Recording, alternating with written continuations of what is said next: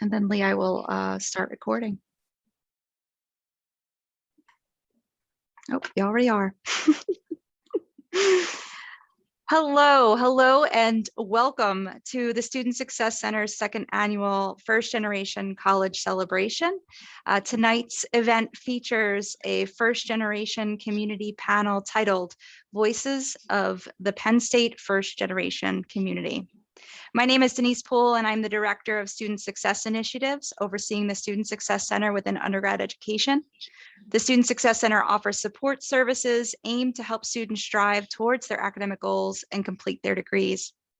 The Student Success Center is thrilled to work in partnership with Penn State's colleges and campuses to honor and recognize the accomplishments and voices of first-generation students, staff, and faculty.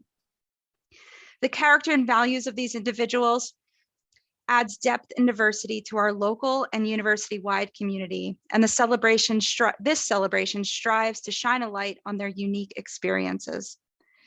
Tonight's event is part of a 3-day celebration in support of the National First Generation College Celebration on November 8th. And this celebration was established in 2017 by the Council for Opportunity in Education and the Center for First Generation Student Success. And it was established to advance the national narrative on first generation student experiences and outcomes, and particularly the barriers facing this population and the support necessary for first gen students in order to thrive. November 8th marks the anniversary of the signing of the Higher Education Act of 1965, which created a range of initiatives to expand access to higher education for low income and first generation students. We have an exciting group of panelists with us this evening. We're really thrilled about it, and I'm looking forward to what will surely be a vibrant discussion. Before I hand things over to our event facilitator, please note that immediately following the event, we will announce 2 winners of our bookstore award. That's a $250 award. We'll announce 2 additional winners this evening, and then another 3 tomorrow evening following our final event.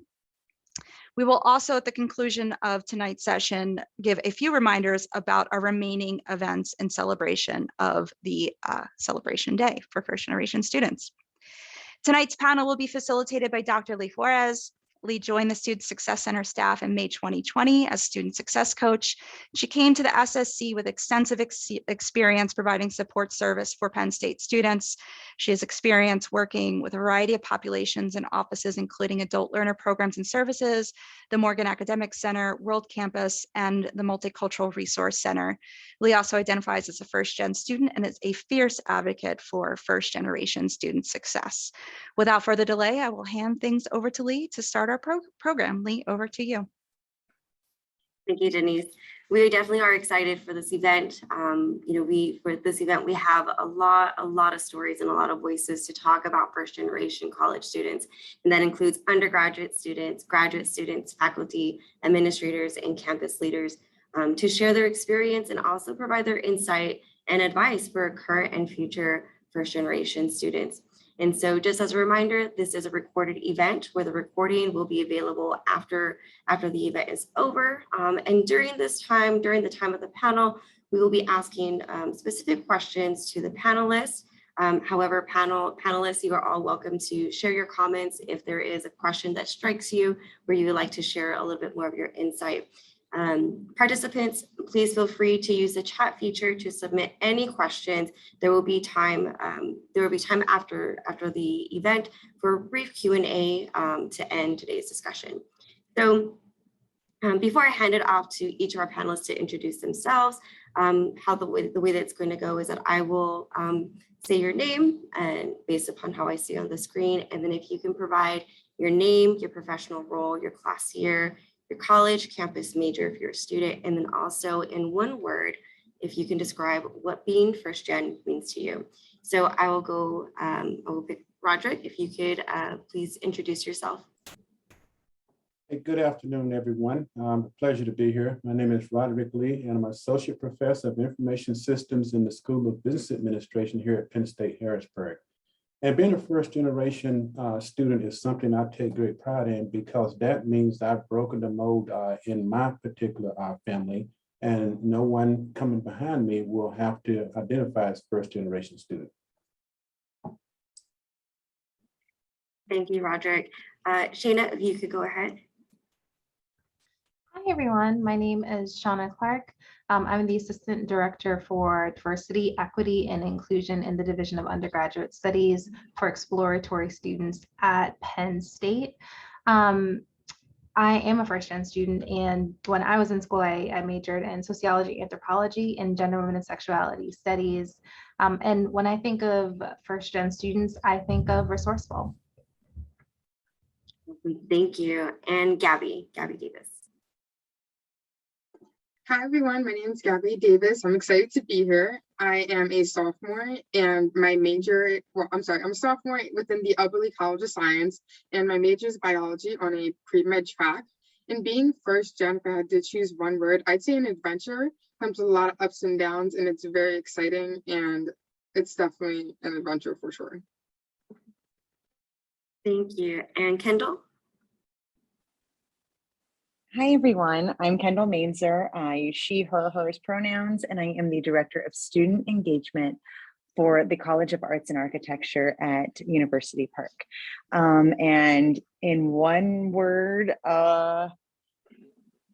super learner, I think, because we get to learn not just what everyone else is learning, but all the stuff that nobody told us before we got here. Thank you. And Patty? Hi, I'm Patty Klug, and I'm happy to be here tonight too as a first gen. I am the director of the Chaiken Center for Student Success, the inaugural director in the College of Liberal Arts. And I'm going to also do a hyphenated one-word trailblazer, I think, which is pretty much summing up what everyone else already said. So, thank you. And Troy? Hello, everybody. I'm super excited to be here and just being able to share my experiences as a first gen college student. But a little bit about me, I'm a third-year student here at Penn State, majoring in labor and human resources.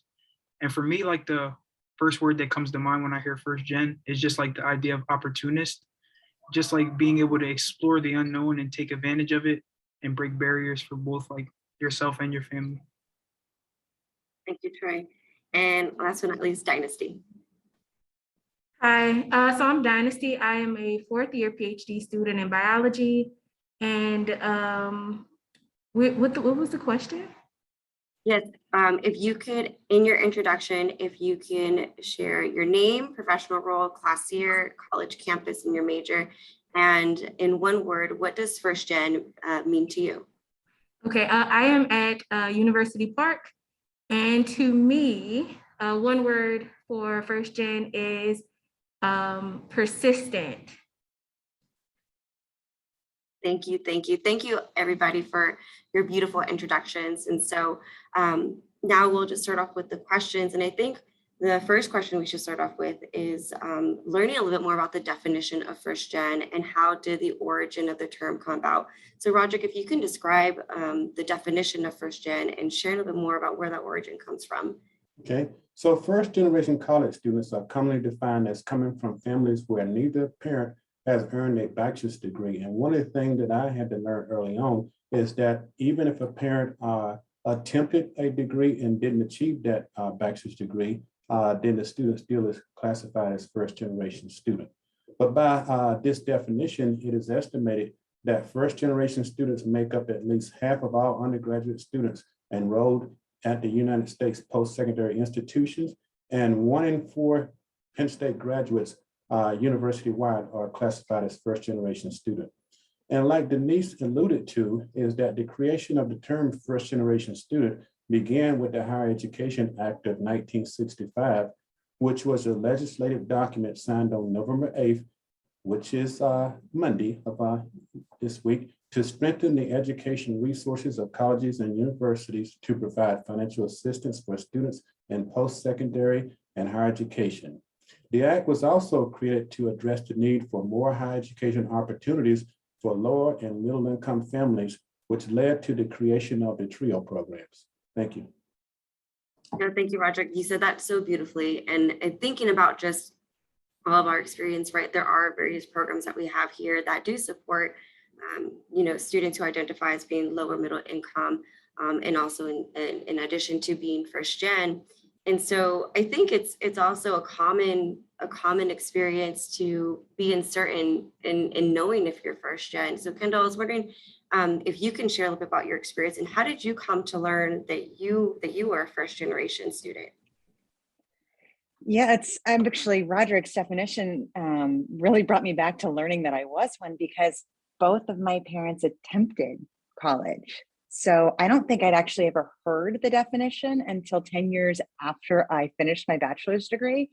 So it wasn't an identity I was able to carry or even leverage or seek the right and applicable resources for myself because I didn't know it applied to me or that it existed.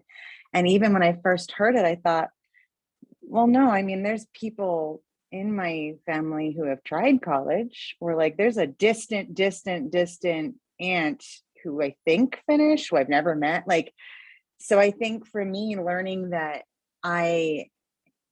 being able to embrace the identity that I didn't have, I definitely knew I didn't have anybody in my close ranks family who could give me any insights or any support that was specific to my experience. I could get a ton of support, but nothing really that could speak to the experience of a college student.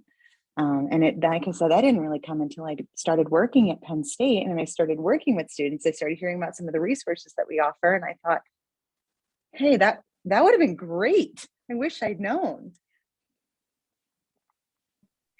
No, I think that's, again, like that. I mean, I reflect on my experience and I think actually somebody told me that I was first gen. I was like, what does that mean? And, you know, you really don't know until somebody tells you or you hear the term and you start putting the pieces together. But I think with that, there are some commonalities or even just certain experiences that we have as first gen students that kind of impact that, you know, us navigating college. And so, Gabby and Shana, if you wouldn't mind sharing, how does the identity of being a first generation student impact the college experience? Maybe you can share a little bit both about your own personal experience. Yeah, I would say definitely being a first generation student comes with a lot of experiences, some highs and definitely some lows. Just to start off, the identity of being a first generation student really impacted my college experience because I'm the only one in my family who really understands those highs and lows of college. And however, that being said, I'm grateful and I'm so excited that I do have the opportunity to go to college. However, at the end of the day, I felt at sometimes I could only relate to myself, and I feel like I can connect with a lot of first generation students regarding that aspect. Also, my parents can never fully understand how mentally and physically exhausting that college can be sometimes. But because they worked so hard to send me to college, they had an expectation in the beginning and they wanted me to excel above my peers to an unreasonable extent. However, that being said, I'm a hard worker and I do my best and I do receive good grades, but sometimes there does become a point where I had to choose between my mental health and my education. However, coming to Penn State was a learning experience for my parents and I, and it was a really exciting journey. And I'm fortunate that they have come to understand that college just isn't about education. It is so much more than that. And it's probably one of the most important life experiences that someone can have, especially here at PSU. We are always moving on. It is definitely a serious important life experience that a student can go to because it teaches you how to be an adult for the first time on your own for a lot of students. Now, I know that may be different in everyone's case, but definitely for me, it was the first time I was alone. I had to teach myself how to be responsible. And for the first time in my life, I got to make decisions on my own. To end on a positive note, college has allowed me to understand who I am and where I want to be in my life. I'm really grateful for that because I was super indecisive in high school and I felt kind of lost, and Penn State really helped me find myself. And on top of that, now I know what I want to accomplish in the future. I've expanded my network and I've made some really crucial friendships and just relationships on a personal level with faculty and students that I know that I'll have for a lifetime. I want to piggyback off something that you said, Gabby, and that is talking about expectations, right? I am an immigrant to this country. I'm Jamaican, and so my family came here when I was 9, And anyone who's an immigrant or who's sort of connected with people who've immigrated to this country, there's this expectation that is stated just as a fact, right?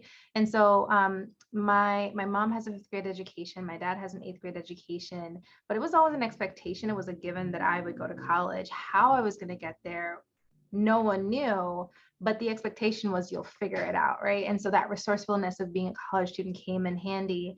And Roderick, what you talked about in terms of the TRIO program, that's part of how I got to college, was through the Upward Bound program, because being a first gen student, I really like to think about it as like being in a new land with a new language. You know, some of the terms, right? Books, study, success, professors, but other key terms are completely foreign to you, right? What is a bursar? What happens during office hours? What are ETMs? What is a degree audit, right? Like there's so many things that just don't make sense if you are the first person in your family to go to college. And so that was very much a part of my experience of sort of knowing what to expect, but really not knowing at all what to expect and feeling somewhat lost at various stages. And so I think, you know, when I think about how being a first-gen student impacts the college experience, it's a lot of discovery. It's a lot of learning. It's a lot of figuring out what do people expect of me, right? Because there are all these hidden expectations that no one ever states. What do people expect of me, and how can I get a quick crash course on what that means? And so I often, you know, connect with students and they have heard of things like networking and internships, and they're just not quite sure how to go about getting these things. And so sort of demystifying that, I think, is really a big part of what we all get to do as advocates here. Another sort of important piece within this that I would like to share, according to the Post-Secondary National Policy Institute, the median family income for first-generation students is $37,000 compared to $99,000 for continuing education students. That's over a $60,000 difference, right? And so this is where intersectionality starts to come in. A lot of our first gen students are coming in and they're from low socioeconomic backgrounds. So the cost of higher education becomes a factor as well, right? How are you taking out loans? What are the terms of these loans?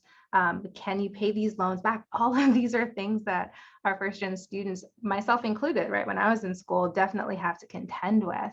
And on top of that, according to, again, the Post-Secondary National Policy Institute, 42% of Black students and 48% of Hispanic students are first gen, compared to 28% of their white counterparts. So again, now we're starting to see that intersection. And so students are coming in, maybe not knowing what to expect, being perhaps a student of color, being from a low socioeconomic background. So now we're compounding all of these different identities. And so students come in and need to be able to navigate these different obstacles to find their sense of place and their sense of belonging at the university. So I'll stop there. If I can, Shana, that's so beautifully said, because that compounding, that sensibility of like the compounding thing. So you and Gabby both talked about the expectations, and you know, my grandparents are Cuban immigrants, and so I'm, you know, third generation or second generation, one of them, and third in the other. And you know, they still carry, I still share what I came to find out was like, it doesn't exactly dilute through the generations. If you're the first one and you come from a family that has a strong immigrant identity, like that's going to still be there. It may not be as present or as strong and as close to my identity, but it still complicates things. And having that expectation that Gabby was talking about as well, that follow you, that can make it so much harder to ask the questions. So not only did other people come knowing more of the answers, but you have these expectations that make you feel like you're not supposed to ask the questions because you're supposed to already know. No, I feel I just have to pause because as I'm hearing you all speak, I think about my own personal experience, and I think even, you know, our audience and each of our panelists can even empathize with just the words and the experiences that you are sharing. And so I just want to say thank you all again for continuing to share your story and to bring awareness to, you know, the need of these conversations to talk about first generation students, those barriers, and also how it ties into intersectionality. I think a few things that I started to write down is thinking about the hard work that we put in, making decisions, these expectations that we have within our family, being the first to walk this unknown, space of trying to figure it out. Where again, I think that at times we ourselves put that responsibility because we think about our family and our loved ones and making that difference. But at the same time, we may experience a sense of feeling like an imposter, or that we're not enough, or that this wasn't meant for us.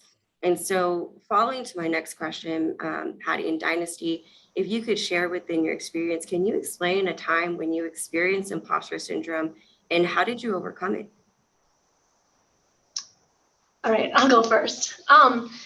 So one thing about imposter syndrome, I don't know if it ever goes away entirely. There are always new experiences that are happening that that still bring it out in me. But I was thinking about imposter syndrome and what the opposite of that is.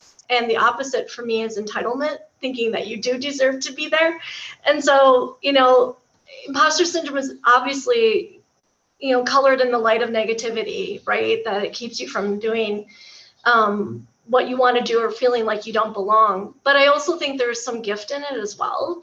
And I was thinking back to my time of being in college and just that cognitive dissonance about myself. And when I went home for finals, the first semester of the first year of college, I was convinced that I failed my American Lit test. I was convinced I failed it. And when I came back, I found out that I got an A. And I will never forget that huge dissonance, like that I thought I completely failed it. And I think there is always a sort of assessing that would go on, that you're harder on yourself. You're doing this constant comparison. And that I think how it leaks into even today as myself as a professional is even when I'm doing 150%, I think it might not be enough. So there's that. And then the idea of looking at your peers. And I remember other people having aspirations that I just didn't even entertain. I just didn't think that that would be something that would be possible for me. And it was almost like you were just making the first step. It was a big deal just to be going to college because your parents hadn't done that and your grandparents hadn't done that. So just doing that seemed like the big thing. And I think there was a lot of things that I self-selected out of because I thought that wasn't for me. And I also couldn't see pathways for that. They had parents or friends of parents or ways in which they used resources to think about doing things that were pretty aspirational. And I would have had to do more digging and be more resourceful. And also the time that I went to college, no one was calling you a first gen nor reaching out to you like we do here. So you didn't know that's what was going on. You were having an experience that you couldn't put a name to. But yeah, I mean, I think the imposter syndrome is a constant struggle, but also like the recognition of it is sort of a gift that you realize that you have it because you're the first and you're the trailblazer, right? So that's why it's happening. Yeah. I'll let Dynasty speak. Yeah, so just kind of going off of that a little bit, yeah, you constantly feel this, imposter syndrome. You might have felt it, well, I'm a graduate student, so I'm saying you might have felt it in undergrad, but you may be undergrad. But I felt it in undergrad, I got over it, and then I felt it again, then I got over it, and then again and got over it. So it is this constant thing that you do go through as a first generation student. And one of the experiences that I've had, as Patty also said, is that kind of looking to your peers to see, what they're doing. And that actually happened in graduate school for me, where everyone was taking, actually, I should probably give a little bit of background first. My undergrad was in education, and I am now in biology. So I had a lot of different major changes, but I was taking my qualifying exam and everyone was passing. And I was like, oh gosh, I don't know, I was afraid. and I failed the first time. And so that I really felt that imposter syndrome. I was like, oh, I'm not good enough. I failed, everybody else passed. I'm not good enough. But everyone was like, you have to understand, you were in education. This is your first time going over science stuff. So yeah, it's just something that you have to constantly be aware of and constantly saying, oh no, it's not that I can't do it. I can do it. I just need to work towards getting to the places where I want to go. Thank you both for sharing and talking a little bit more about your experience with imposter syndrome. And, and thinking about that too, I feel like that is just only one of those challenges that as first generation college students that we may encounter and continuing trying to deal with. And so, but there are still a few more challenges that first generation college students do experience. So Roderick, if you wouldn't mind, if you'd like to describe a little bit more about what may be some of those challenges that first generation students face while attending college. Well, thank you, Ali. So one of the things I'll start with is first generation students tend to be less well prepared for college. And I'll give you an example from my experience in high school. So I graduated middle school with honors, but when I entered high school, all of the students of color were placed in the vocational or either it was a vocational and then there's a general education track. And so none of us were tracked to take college prep courses. What that meant was that all of us were in a situation where none of us had a realistic opportunity to attend college unless we were an athlete. And so college was not an option for me when I graduated from high school. After spending my tour in the military, when I did decide to attend college, I noticed that because I was in that general education / vocational track, I wasn't prepared. That meant that I had to take some of those developmental courses in order to get myself up to speed in order to navigate this college experience. But you talk about imposter syndrome and feeling stigmatized and unsupported. I recall vividly my first experience with my advisor when I signed up for 12 credits at a community college. My advisor looked at me and told me, because I was working, that I was setting myself up for failure. And that stuck with me from that moment until this day. So, being less prepared for college and, these situations, especially where parents don't understand what courses that their students need to be taking in high school to get them prepared for college. The second thing is greater economic strain and employment responsibilities, because you'll notice that some first generation students, because they come from lower middle class families, they have to work to get themselves through college. And so that causes some strain on students in terms of being able to, put the effort forth that they need on their courses, as well as connecting to the fuller and broader college experience. The third thing is lack of knowledge on how to navigate the formal pathways and the hidden curriculum towards earning a four-year degree, because they don't have those people in their immediate family that can provide them with the information and support that they need to finish their degree within 4 years and take the right courses in the right sequence to be on track. And again, I'll go back to this whole notion of just feeling unsupported, stigmatized, and isolated during the college experience, because you identify as a first generation student. And what comes to mind to others when you're first generation student automatically is, well, neither one of your parents attended college, so evidently this is not for you.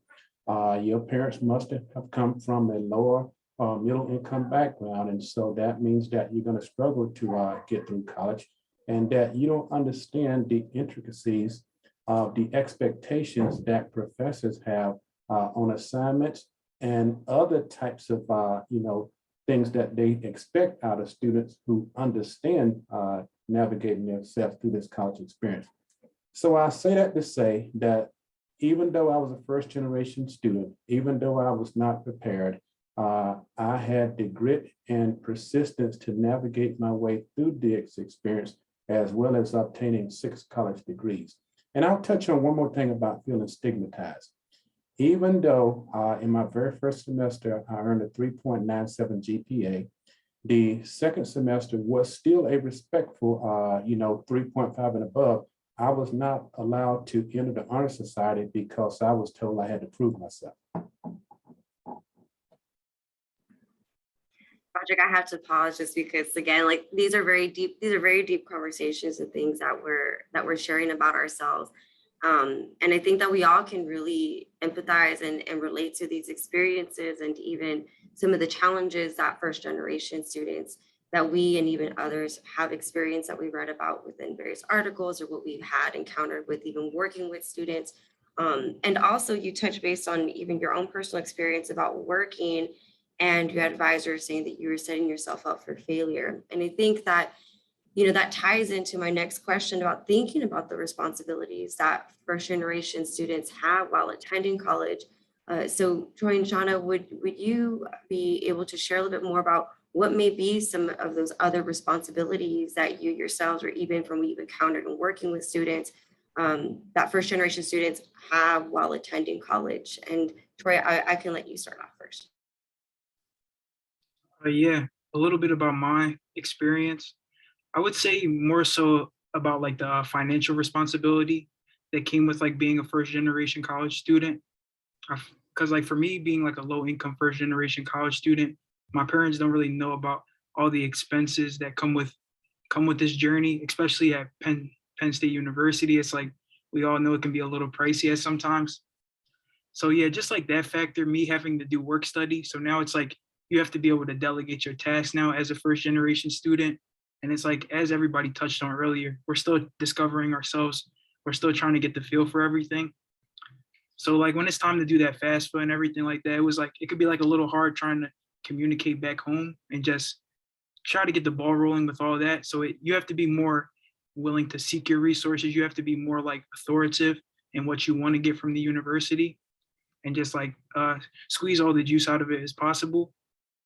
Another responsibility I wanted to touch on is just like maintaining relationships. Because I feel like for me being first generation, my parents don't really understand the growth that comes during the time of traveling to college, especially being so far away. So it's like, I have to maintain that connection with family now. And it's like it's a give and take. It's a give and take at some points with everything going on. Troy, I really resonate with what you're saying, because what you're sort of hitting on is that double consciousness, right?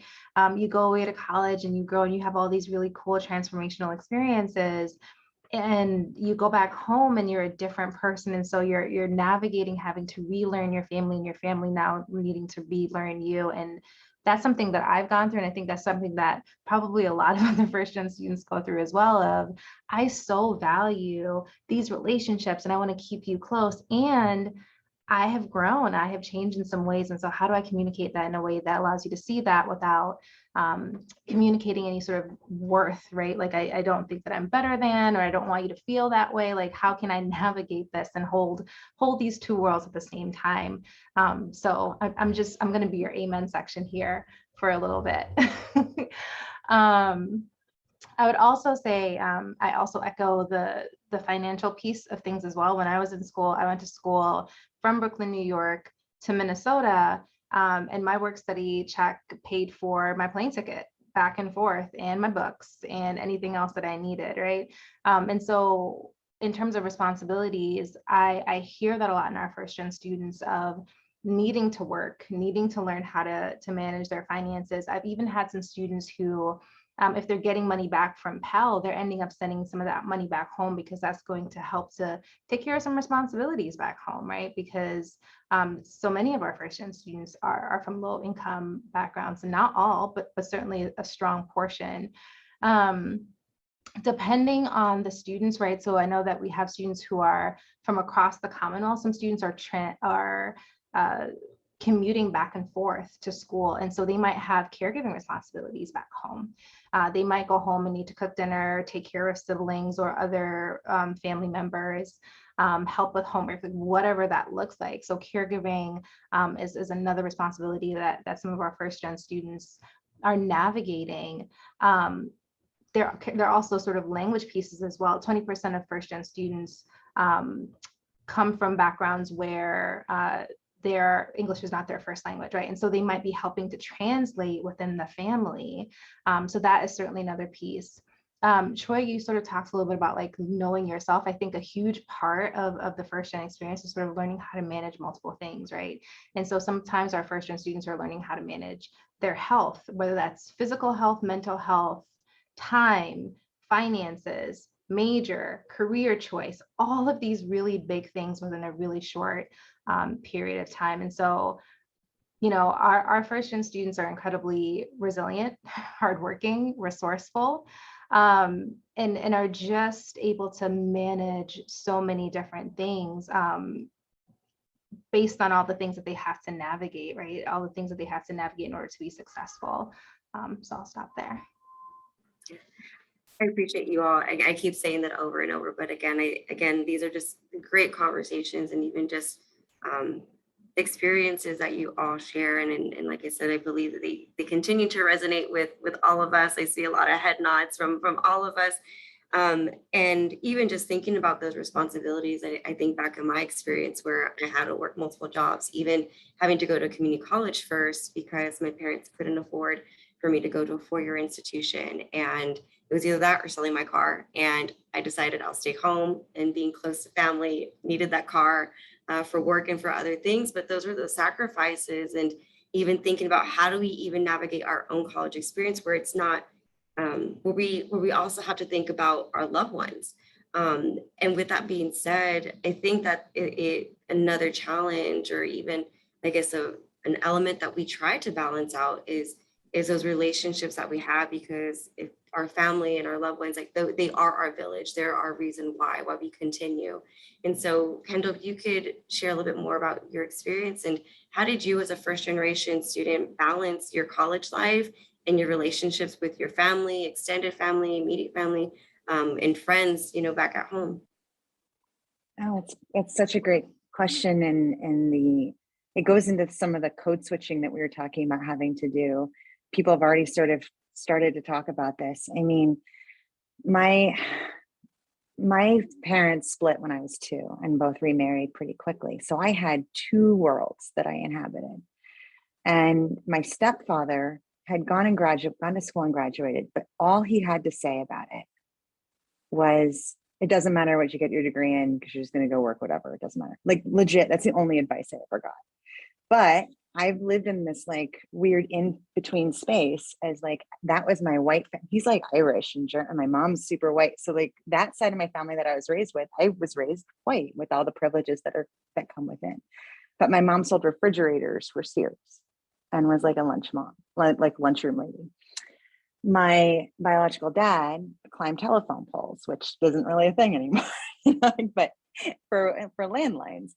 And he's my Cuban side of my family. My stepmother is Mexican, and neither of them went to college. And so they didn't really respect it, and thought, and sometimes a conversation would come up that it was kind of insulting that I even wanted to go. When I graduated from college, my dad, who I thought and knew at some level was really proud of me, I invited him to come. And I was graduating on Father's Day, and I was the first person in his entire line to go to and graduate from school. I mean, he went for, I'm not kidding, like a week and a half, and I called to invite him, and he got mad at me because I was graduating on Father's Day at the university I graduated from. We graduated in June. And he thought it was insulting of me to try to take up his day with my graduation. And so that was a kind of a tug. And my mom, who, it was no question, I was going to college. She had married into a world that was kind of more the expectation. There's nobody in her family that had that. My grandmother had an 8th grade education at best, and she was a single mom who raised her girls. And so I didn't have any of that there, except that there was just you're going to live in that world. You're going to live in this very white bread world where people go to college and people around you are going to college, and you're not going to ask questions. You're just going to do it. So when I would come with questions, or even when I came with my successes, my mom was both proud that I was doing it, but it was kind of like, duh, this is what you're supposed to do. And we went on a trip I never left the continent. And I'm from California. We went to Europe on a Mediterranean cruise that my mom found a deal in Costco. It was a whole thing. It was her 50th birthday, and they saved forever to take my brothers and me. And it was this huge deal. And I got my bachelor's degree in history. And specifically, I'd studied the antiquities and ancient civilizations. And I went to work for Starbucks when I was done, because that's what I didn't know how to leverage that into a career at first. So that was my first step. But anyway, it was a great job. But I get to go to the Vatican Museum, and they have an Etruscan exhibit, and I am pumped. I am super thrilled because I get to see the thing that I've been studying. I never dreamed. I didn't know how to leverage study abroad or at a broader scholarship. So I couldn't go and see what all my classmates were getting to go see that we were studying. I was just learning that in the books. I get to go, and I'm looking at my mom, and I'm like, let me tell you, I just wrote my senior thesis about this. And she said, shh. She told me to shut up a number of times on this trip. And she would say the phrase, just think of the history. I was like, lady, I just spent 5 years thinking of the history. This is what I did.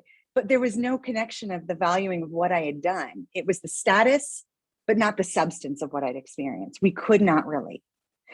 And I wish I could say to everybody that it gets better, but I think, it just never has. My parents are so proud of me and all the things I've accomplished. And we have a phenomenal relationship. And I tease her about, think of the history all the time, because that was so annoying. But at the same time, that is something that I just learned to navigate better. And I learned to be really thoughtful about the spaces I was inhabiting and not coming off as a know-it-all, because I was accused of that a lot. Maybe I was, and I didn't realize it.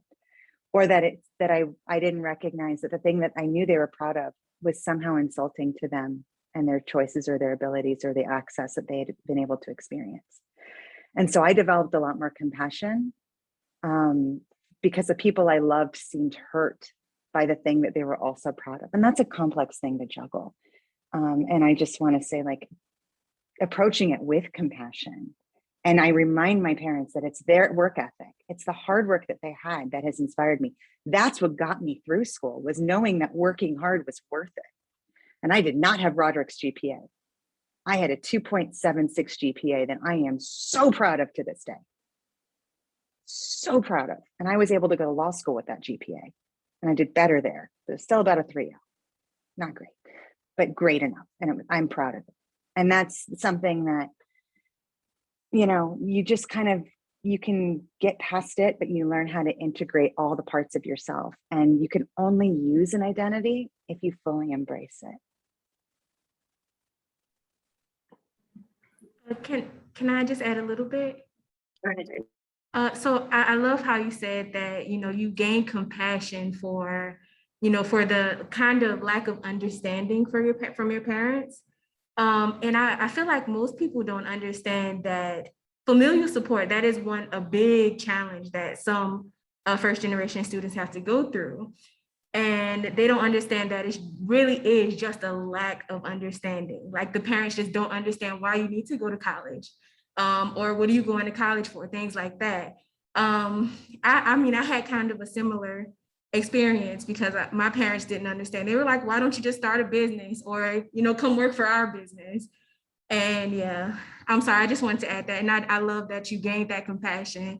And I hope that anybody who's going through this will also gain that compassion and understanding that it is a lack of understanding. Thanks, Dynasty. I think we can all share that it's the familial support isn't that they don't want to support you. It's that, like, my parents didn't come to my NSO, and I didn't know that it was because my mom was embarrassed. She had no context, and she felt scared. She felt scared sending her baby to a thing. She's like this helicopter mom that didn't go to this thing, and all these other parents were there. And I was very confused about the lack of context. And she felt really uncomfortable in that space. And I learned that that's a thing that was going to exist between us. I think one of the things that I think about as I continue to hear your stories is even thinking about our current students, or even from your own experience, and thinking about distance. And so my experience being the first gen, where it was a few hours away in California from my family, where now I'm on like the other side. And being first gen doesn't end in your undergraduate experience. It continues even in your grad, because you're the first in your family to do any of this, and trying to navigate that and trying to figure out how that looks like and how that works. it's another, I would say like another responsibility that you have to just try to figure out because you just have to do it. But with that in mind, I guess I think more about mentorship and trying to find that support. And so I want to tie back a previous question that I missed in relation to mentorship. And so Roderick and Patty, if you wouldn't mind sharing a little bit more about how do staff and faculty support first generation students, and you can share this within your role. And as well, how were you able to find mentorship and build those strong connections as a first generation student? And Roderick, if you like, you can go first. So one of the things that helped me out when I was in the community college in my very first semester is my English 101 teacher. They couldn't take writing away from me. I did extremely well on the writing essay. And in that particular class, the persuasive and argumentative essays, that particular instructor took an interest in me. He took a personal interest in my academic success, and he made that clear. And so that was the kind of support that I needed. And I decided at that moment, then I would model myself after this particular faculty member. I didn't have any idea that I would end up being a faculty member, which is a tale for another day. But one of the things I do from that experience is that I show a genuine interest in my students' academic and career success. In my courses, I try to tap into the labor market returns for the major that the students are in, the particular skill sets and competencies that they're gaining in the course that are applicable to the workplace. I have one-on-one sessions with the students, and I make them a priority in our conversations. I have intentional communications with the students about their academic career success. I point them to resources such as for advising, academic support, coaching, mentoring opportunities, as well as how to get financial support to continue to stay on path for their degree. But I also recognize some of their unique challenges that they face in college. And I'll give an example of this is that, and many times when I have first generation students in my class, they have this notion that since, they're paying for the first 12 credits, and after that, they could take the additional credits on the house. I have some students who try to take 21 and 24 credits. And it's very hard for me to convince the students that, what you really want is a degree that's going to sustain you in your career after graduation. You don't want to do this the fast way and not get the type of returns on your degree that you want. The other thing I do with my students is that I have a personal and professional development. That's 10% of the courses that I teach. I arranged day in the life panels with the major corporations around here. I have guest speakers come in. I facilitate internships and all types of other opportunities for my students. And not only that, I keep in contact with my students post-graduation. I can recall one student I had in my class 20 years ago, we still keep in contact. When students have successes in their career, or they go on to get advanced degrees, masters or PhDs, they reach back and they inform me this. And normally you'll see me post this on my LinkedIn or on my Instagram accounts. And some of you all are friends that are connected to actually our cities. So what I do is I validate their assets, strengths, and perspectives that they bring value to the table. I assign them in teams to make sure that they have a diverse team that they're working with in order to get the most out of the semester projects. So I can go on and on and on about this, but I'm gonna defer to my colleague to speak about this from the staff perspective. Thanks. Wow, listening to all of this has made me reflect even deeper about my experience. If you've probably noticed, I've been nodding furiously. I tend to do a lot of nonverbals. And I was thinking very much about, this is going to relate to the mentorship, about parents and family. And Kendall, kudos to you. I think I'm still learning compassion. I'm 51, and I still think there's a tension for me with my parents. And also now having a profession in higher ed, which is probably even more confusing. And that's such a great lesson to think about it in compassionate ways. But the thing about mentoring is that there are different mentors for different things. You kind of seek out people for whatever they provide for you. They're a cheerleader, like your parents. They're proud of you. They don't understand what you do, but they're proud of you. And that's an important thing. And then when I think about my college experience, you know, I when faculty leaned into me, I leaned back, right? Like that's been my new saying is like, if they lean into you, lean back into them. And so, but they weren't able to provide everything for me, faculty members. So, you know, sometimes it was peers that I noticed were in leadership positions that I watched how they navigated college and the things that they were doing. And then in my first internship, actually, that was the first time I really felt a mentorship around career and about my professional path. It was an internship in public relations. It's a small company, so I had access to the owner and to all of her colleagues, and they would take me on client meetings and give me real projects. And they even gave me, it was only a 1-month internship because in that day we had a January term that you could do an internship in. And they gave me a going away party after just 1 month of an internship. And they continued to be in contact with me and help me. So you just don't know when those mentors are going to sort of pop up for you. But when they do lean into you, then you should lean back into them. And as a staff member, I'm establishing this center. So what it will look like a year or 2 years from now has a lot to do with where are those gaps and obstacles that our students are experiencing, and how can I provide the resources for those obstacles and barriers to be lowered. And I want to create something in which it's normalized to use your resources. There are more resources than ever for students, but it also can be overwhelming. So one of the things our center is going to do is help students like try to figure out what do I need now, and also give a place to explore and design their path. So I think that we're at a time in which Penn State has a wealth of resources, but what makes it hard to navigate is there's so many resources. And so I hope to be a place where we have peer success coaches, so coaching going on, mentoring going on, programming going on, where we normalize the idea of, oh, I didn't know this was an opportunity. I'm going to go find out more about it. And really targeting interventions in terms of students like first generation students or Pell eligible students, and getting information about financial scholarships and also how to navigate financial and student aid. So that's my hope and expectation and goal for the center, is to be that place to create those mentoring and coaching relationships. Thank you both for sharing that. I do want to be conscientious of our time, and we have about 5 minutes left, and I do want to make some time for Q&A. However, I don't see any questions yet, and so I'm just going to end the panel discussion with one last question to all of you. And again, if you do have any questions for the panelists, please feel free to enter them in the chat.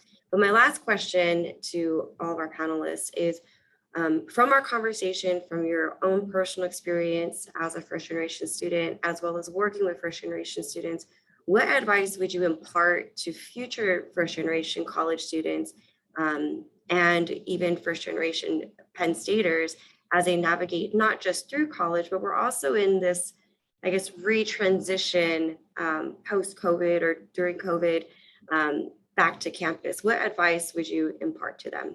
And I won't start off with anybody could just chime in.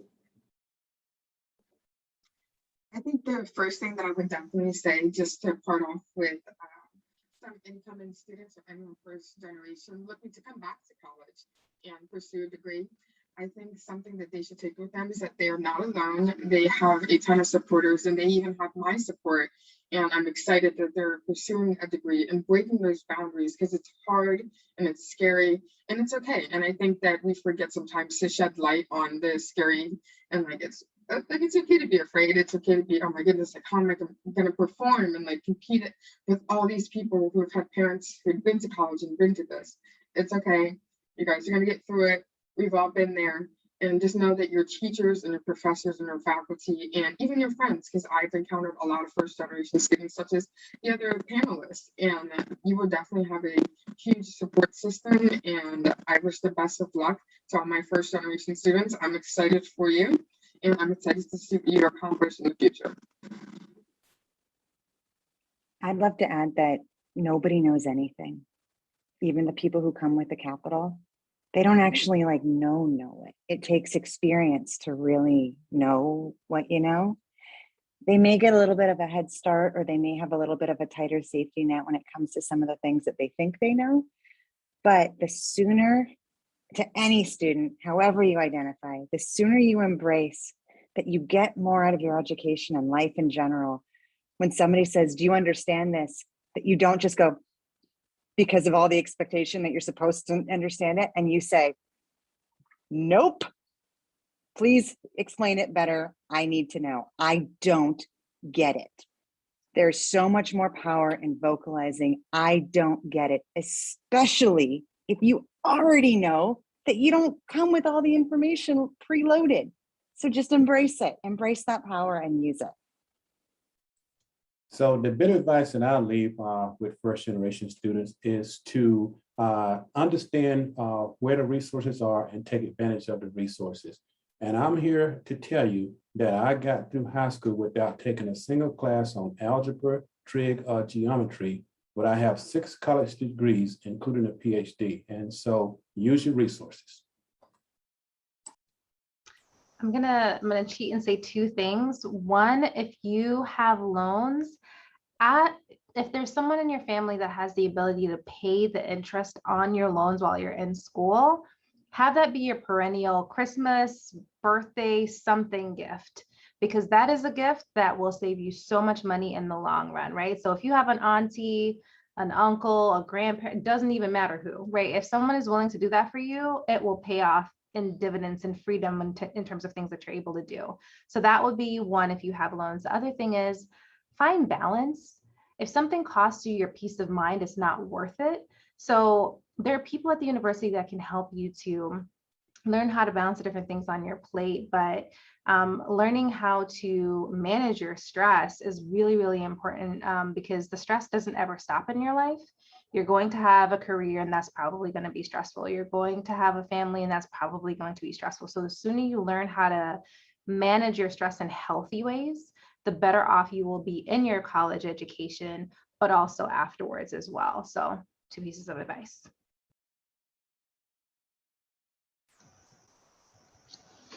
This probably goes with everything people have said, but build your own personal success team. So who are the people who support you? Who are the people that challenge you? Who are the people that are your Zen master thinking about stress, right? Like, who do you go to, when you need some words of wisdom or to be centered or balanced, or who's the person you go to when you feel overwhelmed? So it's not just in thinking in terms of career, kinds of success, but really the success of your whole person and having people in your corner who are invested in you and they want to see you succeed in not just some monetary way or graduating, but to be a whole person and to be happy in life. And so find those people to put on your team. Thank you all so much for sharing. I do want to just chime in. We do have one question, but I also understand we're 1 minute over time. So attendees, for those of you who are attending this panel, if you may need to go, if time is pressing, we do understand. But if you would like to continue the conversation, we'll be here for a few minutes, and as well with our panelists. If you are time pressed, completely understand. And so, but for panelists who are able to stay, we appreciate it. The last question that I have is that we have from one of our attendees is, do you have any suggestions for assisting first-gen students who attend World Campus and are coming to college for the first time as an older student rather than a traditional age student? I do. I love working with students from all stripes and from all experience backgrounds. And you don't come to school if you don't have a growth mindset and you've been a learner already. I mean, whenever you come to school, like that's the whole game, right? And so to help those students, I believe so much in giving a name. We've talked about this today. Give a name to the experience. Talk about it and let those students know there are resources for you. Offer the identity to them. I don't like to place identity on other people, but if a student identifies as such and volunteers that information, or if you have enough contextual information to let them know, hey, did you know that it's okay that you don't know stuff and that actually nobody does? but like there are some resources, that we can provide for you. So I think regardless of where the student is, and I work with World Campus students, I've worked with them as a student engagement network coach. I've worked with them through educational environments in the classes. Just offer that connection, be the person that we were talking about, that you can lean, like Patty, like be that person that can lean into them and really make sure that your lean works through the Zoomiverse or whatever we're experiencing. I also had two more pieces to that. And one is helping them to understand what to expect, right? So when you're taking certain classes, the average student doesn't exactly know what to expect. And that's more so for first gen students. And so, if you're taking algebra for the first time in 10 years, let's talk about what are the support systems? Yes. But how many hours should you be putting aside to be successful in this class? And what should you be doing outside of class to prepare? And how far in advance should you be studying? So some of those sort of broader things, how to be a successful student, really. The skills necessary to be a successful student will be sort of a conversation just to have and say, you may already know this, but here's some things that I think are really important to your success. And so just sort of building that into the conversation, I think is really key. For students who have families, like younger families or just families in general, I say bringing the family into the college experience is incredibly important, and saying, here's what mommy, daddy, whomever you are is doing, right? And here's what that's going to mean. Maybe we get to do our homework together at the dinner table, right, at a certain point, or maybe that means for 2 hours on these days I'm unavailable. And here's the reason why, because I'm going to get my education. And so building that into what's important to the family creates that support that Kendall was talking about, right? Like, so it socializes what's needed and helps everyone in the family to understand, this is what I'm doing, here's why it's important, and here's how you can support me. And so just, I think those are two things that can definitely be helpful. Shana, I'm so glad you said that. My kids are actually watching with my husband. So hi, babies. And I'm exploring going back I'm going to do the Roderick plan and perhaps pursue a PhD that I never thought was in my game plan. And I never thought I had access to. And I've been trying to do that, but I'd never had a name or even a thought to that strategy. So thank you. You specifically helped at least one person tonight think about leveraging that strategy. I think another good thing that, Michelle, I love the way you asked your question, especially because it reminded me of my sister. She's not a traditional age college student. She pursued her degree at Bloomsburg University, found out that it wasn't for her, but now she is 25, going back to college for the first time, and she's having to start over all over again. And my sister as well is a first generation student. And one of the biggest things that she said is she just really interacted with the faculty and connected with her peers as much as possible, because the more she did that, the more she did find out. And I think a great thing that you can also do is work with other people in your family, if possible, if they're also in college, because even though me and my sister, there is a big age gap, I was able to help her and get her started and set up for college, since I already went through the whole financial aid process, getting student loans, getting involved. And it was a great bonding experience, and I was able to connect with her on such a personal level and help her succeed, because it's just great to see everyone in my family want to go and get and pursue higher education. It's great. And now she's studying to be a pediatric nurse as well. Thank you all so much for your insight. I know, like I mentioned before, we are a little bit over time. But again, these conversations don't have to end because the session is ending. I will share my screen really quick just to share a little bit more about our upcoming events that we have. And so for tomorrow, again, we will have an all-student panel, including one alumni from Penn State, where we'll have conversations to talk about bridging intersecting stories of the Penn State student experience. So again, this is in partnership with Adult Learners Programs and Services, as well as with the Veteran Affairs, to have these conversations with students, identifying with multiple social identities and bringing more awareness to the first generation experience. And so we hope that you are able to attend. You can register for this event on our website, and as well leading or after that panel, we will have, or FGA, First Generation Advocates, will have a student networking event that will be located in the hub room 322. And so if you all have to